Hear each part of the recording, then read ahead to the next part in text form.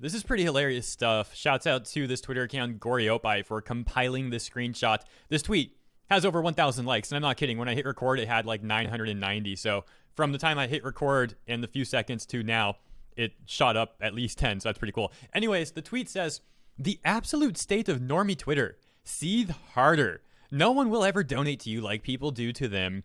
You would need actual personalities."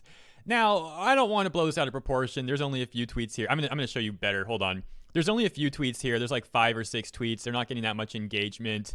So let's not blow it out of proportion. But that said, if there's some tweets like this that are surfacing, surely there's more that people haven't found yet. That's my opinion, at least. I'm going to assume that there's a whole lot of other angry people that just haven't surfaced yet or, haven't been seen. So anyways, let's take a look. Gura has made more money in 10 minutes of super chat donations than I've made in the past year. Honestly, why I didn't even bother watching any of the streams today? Because it's just depressing. When Hololive starts taking applications for EN males, number one issue with Hololive is definitely how corporate it is, in all the many ways. The Shark Hololive streamer chick on YouTube is literally sitting there talking in a fake voice with an anime body capture thing, and she's getting like $1,000 in donations every 10 minutes. ICBA, man. Before we move on, let's talk about that corporate argument. If this person was making this argument, for example, about the business side of things, sure, that's more fair. But I believe they're talking about the content production, the entertainment as a whole, saying that it's a problem how corporate it feels. And I just got to ask a question. Why is it then that virtual YouTubers that are not corporate, if you want to put it like that, independent virtual YouTubers, many of them seem to have more rules that they impose on themselves that takes away from the freedom of the content? And you see, Hololive virtual YouTubers don't have those same sort of rules, and they have that freedom. Kind of interesting. Going back to the tweets, remember this one that said, more or less, she's getting like $1,000 in donations every 10 minutes. ICBA, man. Well, a lot of people are calling them out. It's kind of funny. For example, here from Daizu says, Hololive members undergo a rigorous application process to be recruited. They put in hard work and effort to entertain their audiences and meet streaming schedules. Hololive is full of talented members. Stop being jealous. It's not their fault for being successful.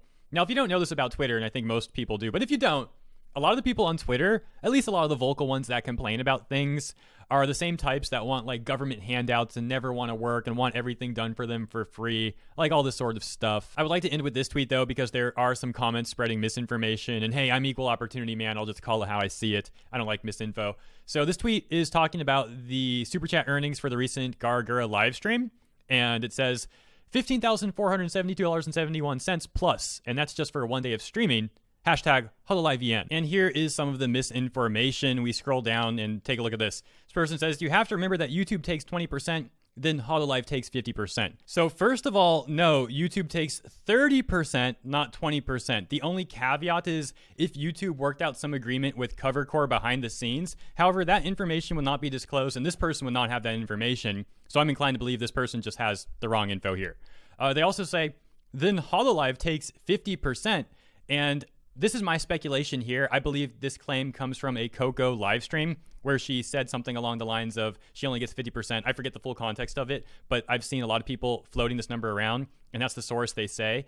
Well, for one, I don't believe Coco can actually disclose that information. I think she was kind of joking around, maybe. I could be wrong about that, but it's kind of similar to when Krone said she was a guy in real life or whatever. They're just kidding around. I highly doubt that Coco will disclose the contract. On top of that, I highly doubt that every contract with every talent at Hololive is the exact same.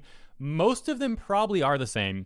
However, it's unlikely that all of them are the same. Generally, in that sort of line of work, you have a slightly more beneficial contract to talents that maybe have a bit more of a more qualifications or are the higher earners, that sort of thing. That takes us to this tweet as well. So we had the Gawr Gura 15K one that we read already. This response says, she did great, but also nowhere near as high as Coco's $52,000 stream. And then they say, also worth pointing out, after YouTube and Cover take their cuts, she'll only be getting 35% of that, which is still pretty darn good. The thing is, I believe that person forgot that Coco also has to pay taxes. We'll do the math in a moment. But the really funny thing is this person, I mean, this shows how clueless some people's perspective is. I'm not trying to really drag them, but I just got to point this out. This person says, yeah, that's like probably over 1K. So let me get this straight. Coco makes $52,000 in her stream, and if she walks with maybe 1,000 of it, you're saying that's pretty good?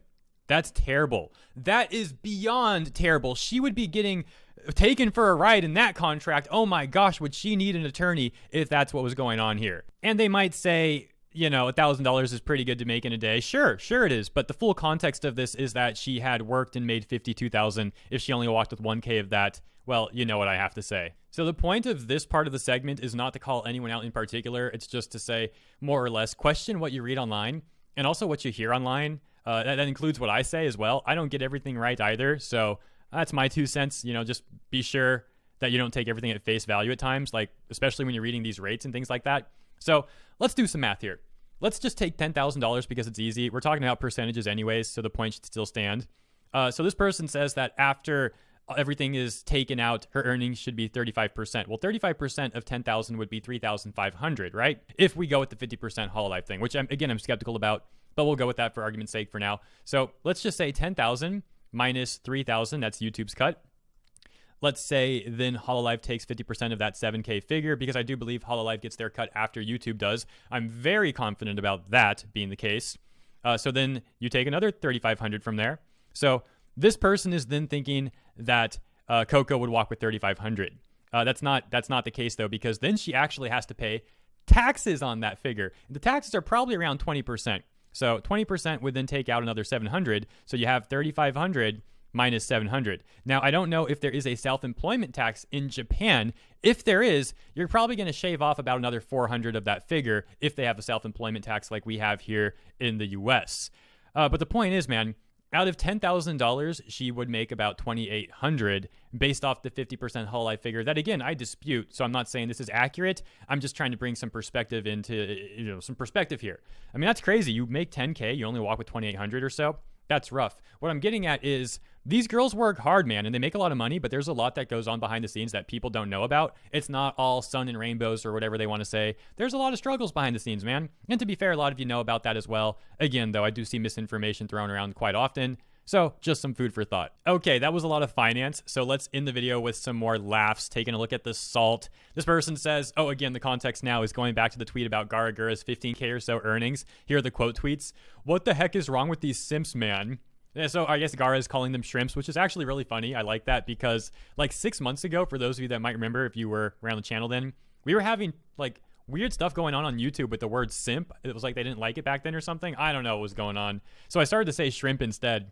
It's kind of funny seeing that used again now. No, I'm not saying I have anything to do with it. Obviously, I don't. I just like seeing it used. It's funny to me. So here's some more. BRB going to become a VTuber. The really out there one, excuse me, is this one. I was trying to read while I was speaking. It didn't go so well. I want to cry and Minecraft myself, basically, is what it says. You know, go RIP.